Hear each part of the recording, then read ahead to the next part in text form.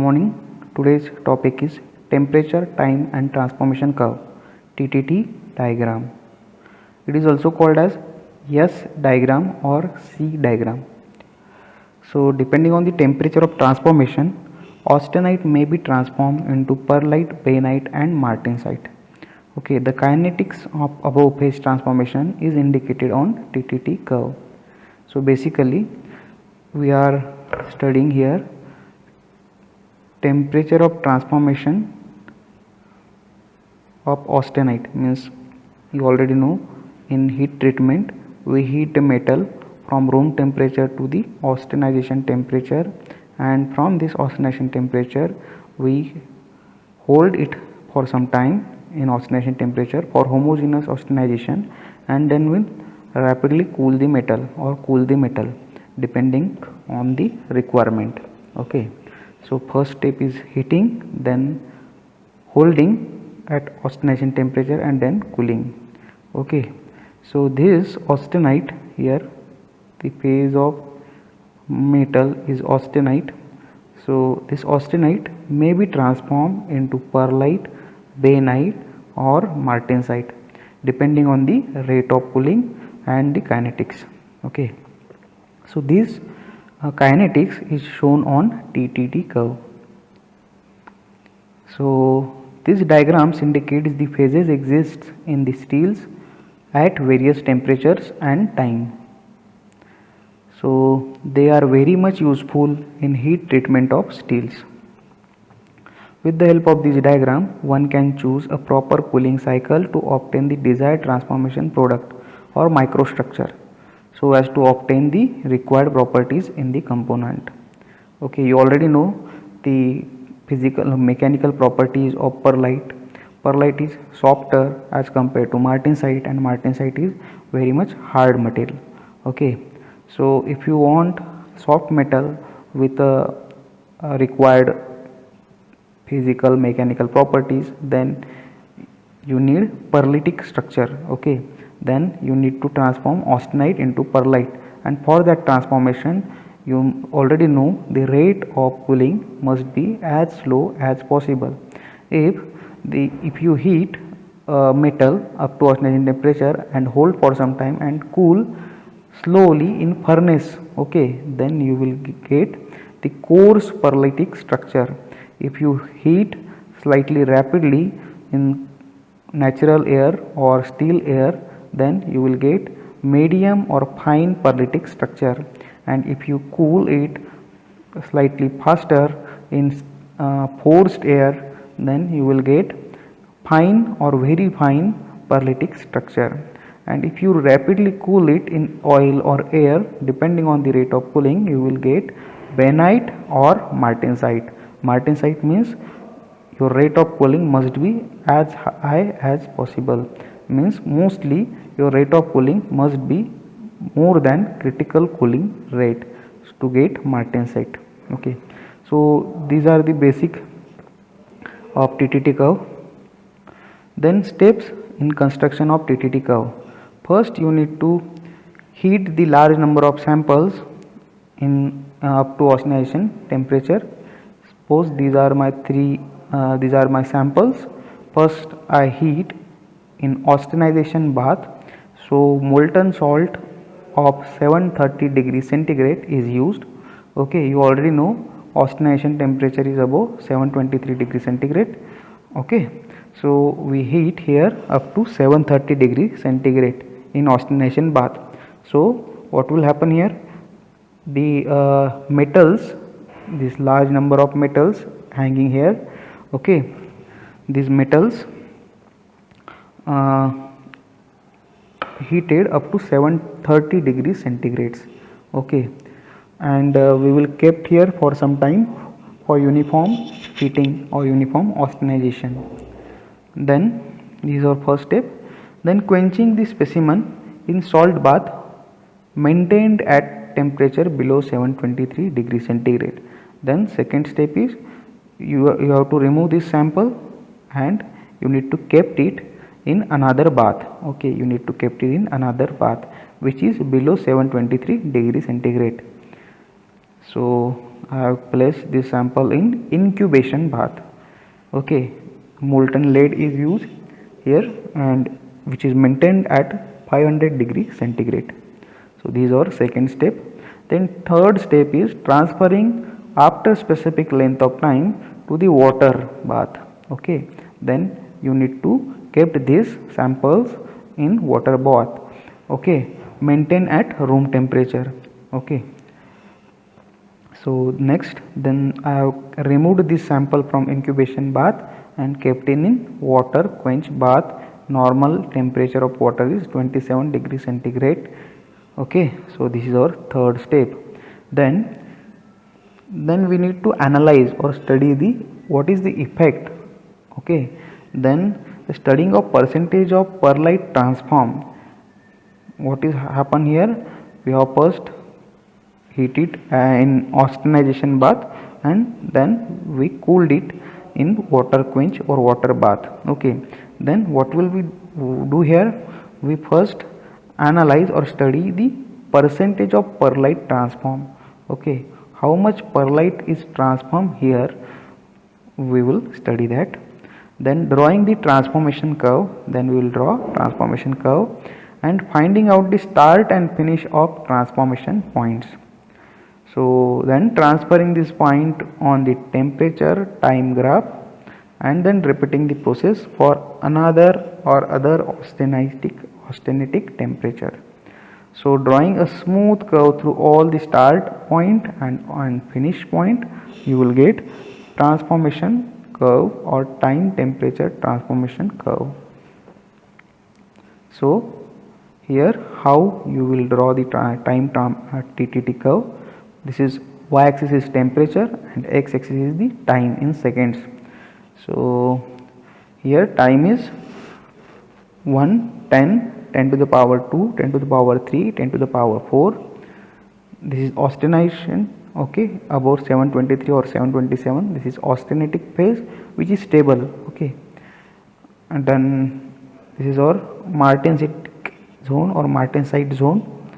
So this first dotted line indicates the start of transformation points. Okay, these are drawn, these points are plotted by experimenting. So we experimented multiple times, and then we plotted the start of transformation points on this diagram.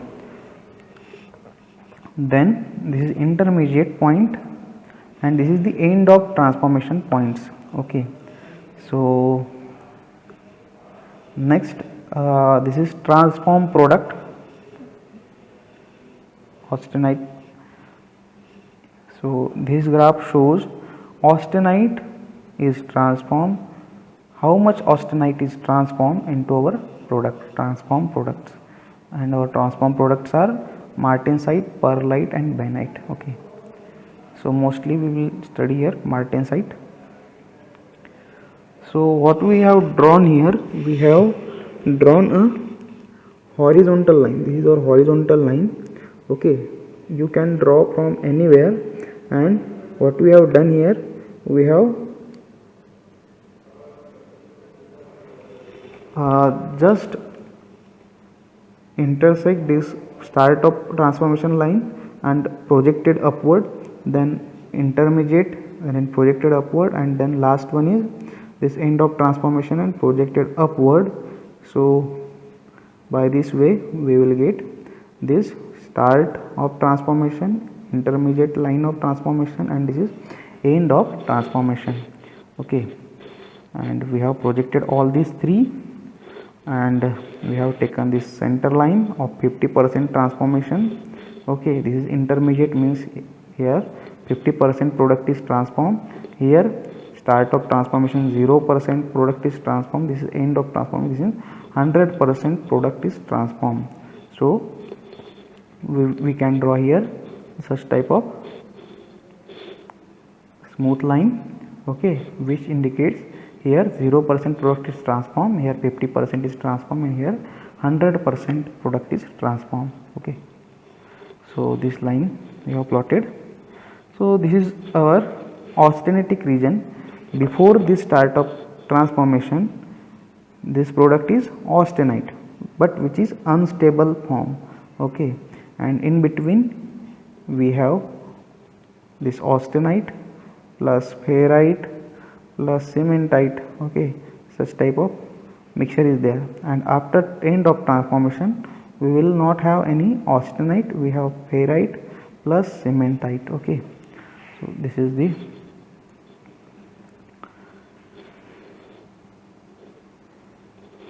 our products. Okay, here only austenite is present but is unstable form, means you will not have austenite at room temperature if you cool suddenly. Here this is austenite plus ferrite plus cementite. Okay, here percentage of austenite is more, and after this line the percentage of austenite is less here, and after the end of transformation austenite is transformed into perlite or cementite or carbide, hence no austenite is here. Okay, but in some cases some austenite is not able to transform completely, so this term is known as retained austenite, means some austenite is still present in this product side. Okay, that is known as retained austenite. So here only we will discuss austenite is completely transformed into ferrite plus cementite or carbide. Okay, so this is the transformation taken place here. So these are the products after cooling. So if you cool slowly, very slowly, then you will get this coarse perlitic structure or coarse perlite. If you improve or increase the rate of cooling, then you will get this fine perlitic structure. If you still increase the rate of cooling, then you will get upper banetic structure, and if you increases, then you will get lower banetic structure, and if you increases the rate of cooling more than, if your rate of cooling is more than critical rate of cooling, then you will get this martensite structure. Okay, so in this diagram you can see this diagram is C, English letter C type. Okay, hence it is known as C diagram, or some can interpret it as S, so it also known as S type of diagram. Okay, so this TTT diagram is also known as C type of diagram and S type of diagram. So in this diagram, basically this diagram represents austenite's transformations into perlitic, coarse, fine, then bainitic, bainite, and martensitic structure. So this diagram only shows or represents transformation of austenite into perlite, bainite, and martensite. Okay. Then application of TTT curve to decide the rate of cooling for heat treatment or for microstructure or for mechanical or physical properties, we need TTT curve. Okay, for example, here if you want highest hardness or high hardness metal, then you need martensite. So for martensite the rate of cooling must be fast. Okay, from this curve you can find out the rate of cooling for these structures or microstructures and for physical properties and mechanical properties. So first application is to decide the rate of cooling for particular microstructure or particular mechanical properties. To decide the controlling parameter, temperature, time and composition for specialized heat treatment like Aus tempering, Mar tempering, maraging, etc. Okay. So to decide the controlling parameters. So what are the controlling parameters? Temperature, time and composition. These are our three controlling parameters. By these controlling these parameters, you can alter the physical, chemical, mechanical properties of metal. Okay. Then Mar tempering. So Mar tempering is a heat treatment process for steels which involves austenization followed by step quenching at a rate fast enough to avoid the formation of ferrite, perlite or bainite to the temperature slightly above the martensite start point. So the advantage of Marr tempering lies in the reduced thermal gradient between surface and center as a part of quench to the isothermal temperature, and then it is air cooled to the room temperature. So the residual stresses developed during Marr tempering are lower than those developed during conventional quenching. So Marr tempering also reduces or eliminates possibilities of cracking or possibility to cracking. So in this diagram you can see first what we have to do here. First, sorry.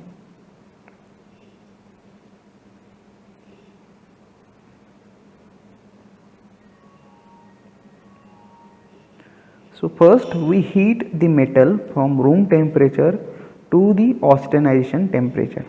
Okay, these are austenization temperature, and after that we kept it for some time, means complete homogeneous austenization will be there. Okay, and after that we need to cool down this. Okay, so these two lines, this first line and second line, indicates the temperature of core and surface. Okay, for example, if you have this bar and if you heat this bar, okay, bar means metallic piece, cylindrical metallic piece, okay, with some diameter. So if you heat this cylindrical bar to some certain temperature or specific temperature above austenization, then what will happen, the temperature of this surface, okay, and temperature of core will be different. Okay, so what will we do here, we will kept it for longer time. Okay, then what will happen, the even temperature of this complete bar will be uniform or constant. Okay, when we cool this bar, okay, and for cooling we used, what we use here, we use here for example this is our water tap. So water jet is used to cool down this cylindrical piece. Okay, so water first comes in the contact with this surface. Okay, so water will comes in contact first with surface, and then so first surface temperature will reduced. Okay, because water comes in contact with surface first and only surface. Okay, then these surfaces will cool down faster, and the temperature of the center is still more. Okay, or temperature of core is still more. So because of this temperature difference, these two lines, first line and second line, are represents the temperature of center or core and temperature of surface. Okay, so you can see here the temperature of surface reduces at faster rate, okay, with respect to time, and the temperature of center is lower as compared to surface. Okay, but after some time what we do here, we quenched it in water, and then we will kept it for some time in water, and we will kept it in still air. Okay, then after some certain time or certain period, what we get here, you can see the temperature of center and temperature of surface is near about at same point. Okay, and then we cool it. Okay, then we cooled it rapidly, and you will get a transform product which is in martensite form. Okay, but you already know martensite is very hard and martensite is also very brittle. So as martensite is hard and brittle, so we need to reduce the hardness slightly, and we need to reduce the brittleness. Okay, for this reducing brittleness and hardness, we need to temper the steels. Okay, in tempering, what we'll do here, in tempering we will heat the martensite again up to some temperature, okay, which is not in austenization zone, which is lower than the austenization zone, and then we'll kept it for some time, and then we will reduce the temperature, or we will cool the metal slowly in still air. Okay, so here what we have done here, we have first heated the sample specimen up to austenization zone, then we will cooled it in water, or we will water quenched it, and after water quenching, when the temperature of surface and center is at point or at same point, then we will get a bainite here, a martensite here, and this martensite we will heat again. This martensite why will heat here, to reduce the hardness and brittleness of metal, and we will kept it for some time. Okay, and so this temperature is not at the austenization temperature, which is lower than the austenization temperature, and then we will kept it at for some time, and then we will cool down this metal to the room temperature in still air. Okay, we will not quench it in water, so we will kept it in still air, so we will get a tempered martensite product in martempering. Okay, so in martempering we will get tempered martensite. So this is martempering process. The next, Aus tempering. So in Aus tempering process, which is similar to martempering process, except that the sample after homogenization means complete transformation of complete metal in austenitic phase, okay, that is homogenization of temperature from surface and temperature of this core, instead of quenching, held at the temperature above ms for sufficient time it in the bainite transformation range to produce bainitic microstructure. So an average of this advantage of this process over the martempering is that the tempering can be avoided. Okay, so other advantages include higher ductility, resistance to shock, uniform hardness, tougher and more wear resistance, higher impact and fatigue strength. Okay, so in austenization you can see this diagram is near about similar to the martempering process, but here what we have done here, first we keep the metal at room temperature, then we will heat up to austenization temperature. This is the austenization temperature. Okay, then we will kept it here for some time, and in martempering we have cooled down in water. So water quenching is there in martempering, but here we will not quench rapidly in water, instead we will cool down this metal in still air. Okay, you can see the difference here, rate of cooling is more and here rate of cooling is lower. So as rate of cooling is low, the material will not be transformed into martensite, and hence material will be get transformed into bainite form. Okay, so bainite transformation is there. So as you know, the bainite is more ductile than martensite and tough than martensite, as the brittleness of bainite is very less than martensite. Hence we need not required to do the tempering process after the transformation into bainite. Okay, so tempering can be avoided here. Okay, if you see carefully, this is our martensitic start point and martensitic end point or finish point. In martempering you will see such type of diagram. Okay, means this austenite to martensite transformation is there. Okay, but in this diagram you can see the product is transformed into bainite, which is not touching the martensite start point. Okay, Hence the martensite transformation is not there and product is directly transformed into bainite region.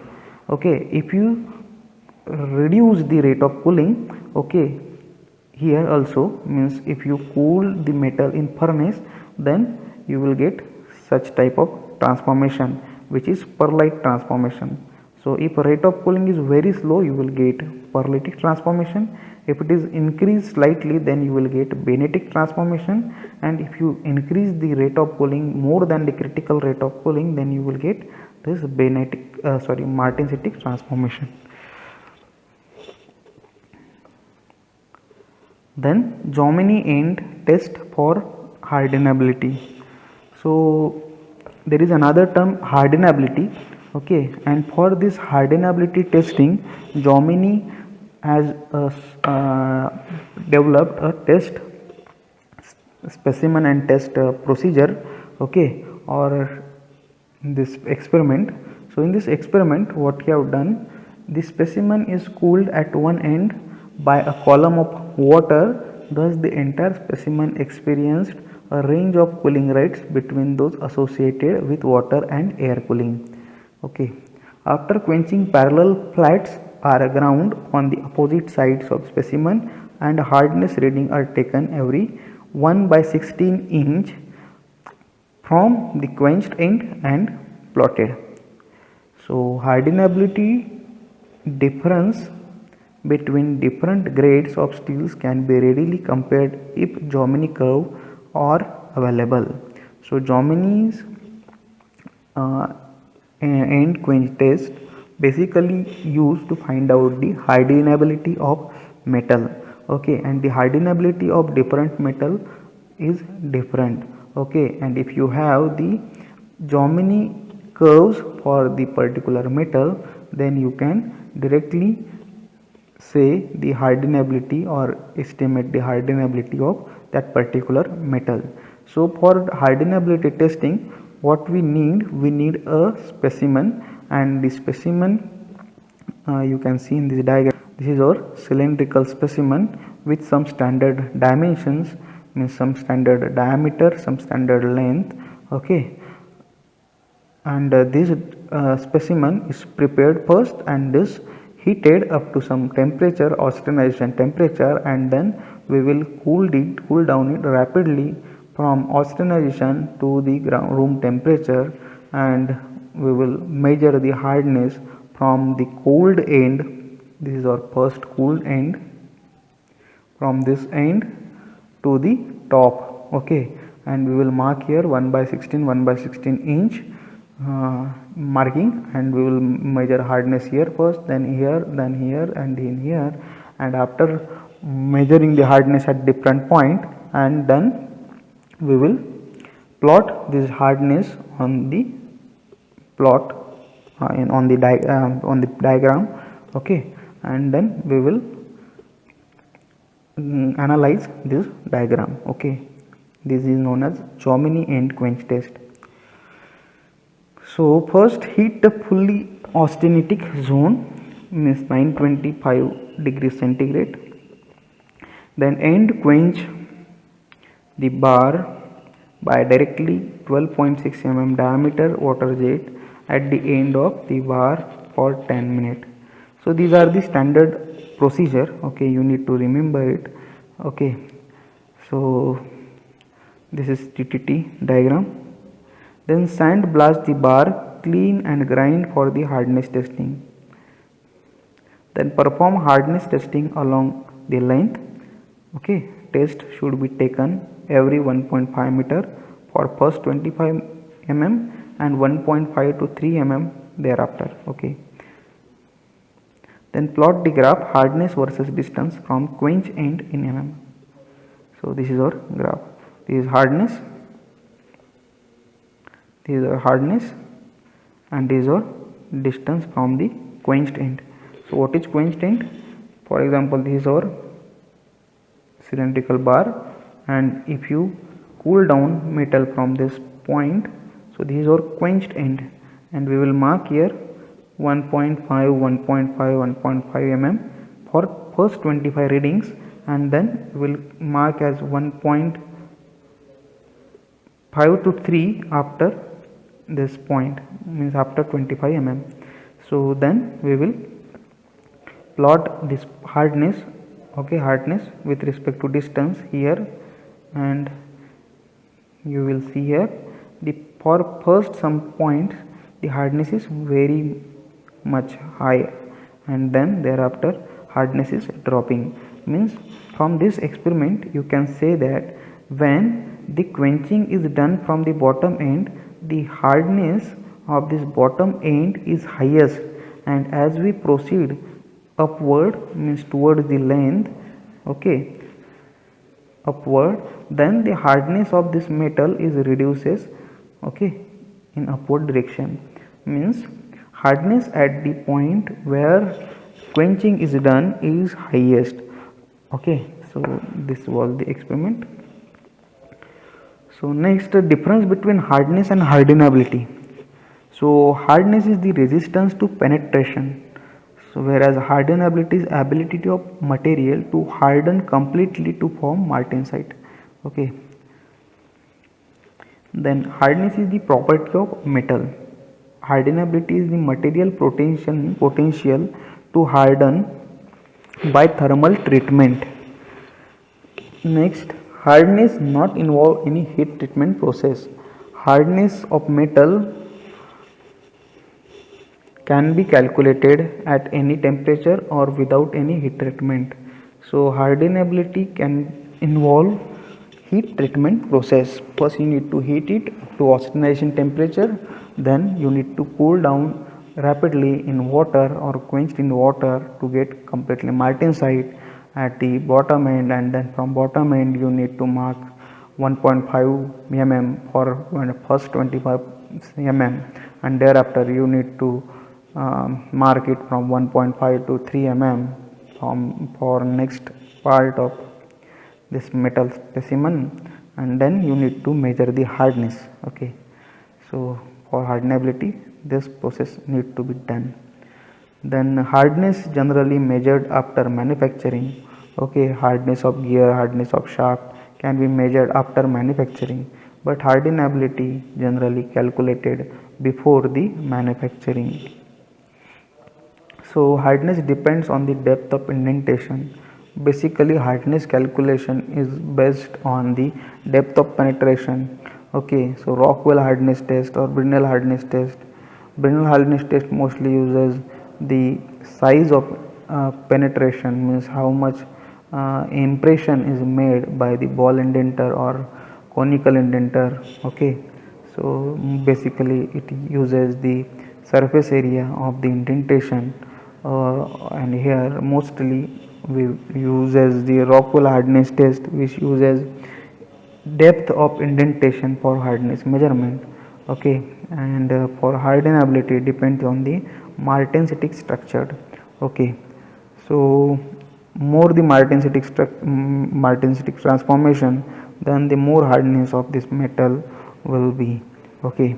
Hence the quenched end has the maximum hardness at the bottom end, and as you go upward direction then the hardness of metal reduces.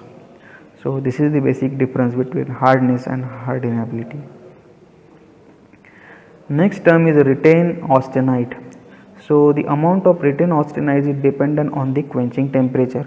We already discussed this retained austenite, okay, in the transformation curves, okay, TTT curves, where the austenitic transformation means austenite is transformed into pearlite martensite or bainite, where in some cases the complete transformation of the austenite in martensite or pearlite or bainite is not possible. In some cases the austenite is remain in product side, okay, and that product austenite is known as a retained austenite. Means austenite is completely not transformed in ferrite or cementite form, so that austenite is known as retained austenite, means remaining austenite in the product side. So higher the quenching rate, more difference in the temperature at surface and at the center, okay. If you cool rapidly, then surface cooled at faster rate than the the core. Okay, and because of that difference, so the higher the temperature difference or higher the temperature gradient, the higher will be the thermal stresses. So more thermal stresses will observed by the metal, and hence the higher will be the opposition of martensitic transformation. Okay, means complete martensitic transformation will not be possible in such cases because of the thermal stresses and because of the higher temperature gradient. Means mostly the surfaces will have the martensitic structure, but and the bottommost surfaces will have martensitic structure, and as you go upward in direction, then there will be a some martensitic structure, then some bainitic, some pearlitic structure, or some retained austenite will be there. Okay, and as you go in core side, for example this is our metal. Okay, and this is our martensite, and as you go upward, this is bainite, perlite. Okay, and in some cases you will get a retained austenite here on the surface side. Okay, and if you go inside toward the center, then also you will get some here martensite, then there are some bainite and perlite, and in some retained austenite will be there. Okay, so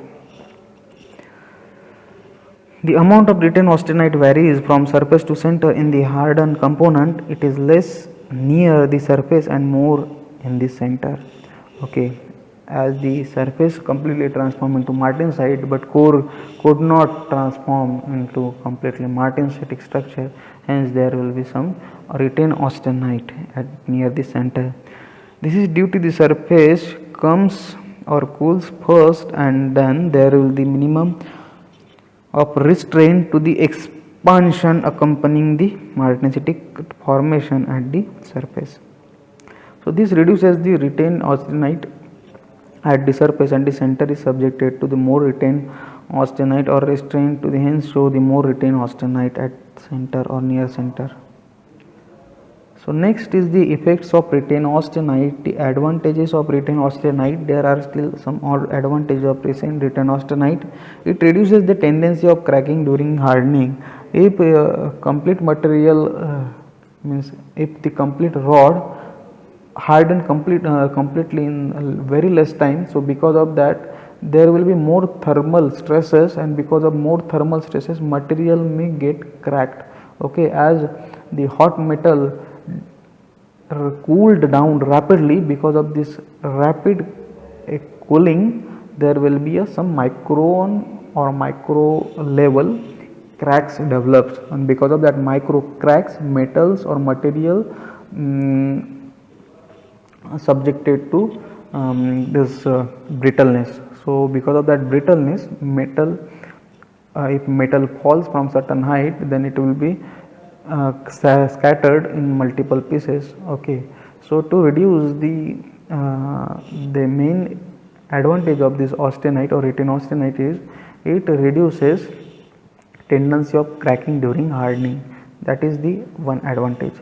Okay, but it is not desirable, or retained austenite is not desirable. So some disadvantages of retained austenite are reduces the hardness, which is undesirable in tool steel, but increases the brittleness is some disadvantage. Then it transforms into bainite, causing volume expansion. Okay, so bainite required some more volume as compared to this martensite. So these are some disadvantages. Then how to eliminate the retained austenite? There are some methods to eliminate the retained austenite. So how to remove the retained austenite? So first step is cooled treatment or sub-zero treatment. Cooled below the MF is martensitic finish zone temperature, convert retained austenite to martensite. So by this way you can convert this retained austenite into martensite if you kept it below the EMF temperature. Means the austenite will be converted into this martensitic zone. Then second step is plastic deformation. By deformation plastically above MS means martensitic start zone, then martensitic conversion will be started. If you heat it and deform plastically, then there will be a conversion of this austenite into martensite. Then third one is tempering. Heated hardened steel below A1 line, then cool to room temperature. So this is the tempering. By tempering also you can eliminate the retain austenite. So there are three methods to transform retain austenite. So first is cold treatment, sub-zero treatment, so cool down below MF. Then plastic deformation, so which is slightly above the MS point. And third is tempering by heating and cooling periodically. So heat it above 1A1 line and cool down to the room temperature. So this is the retain austenite.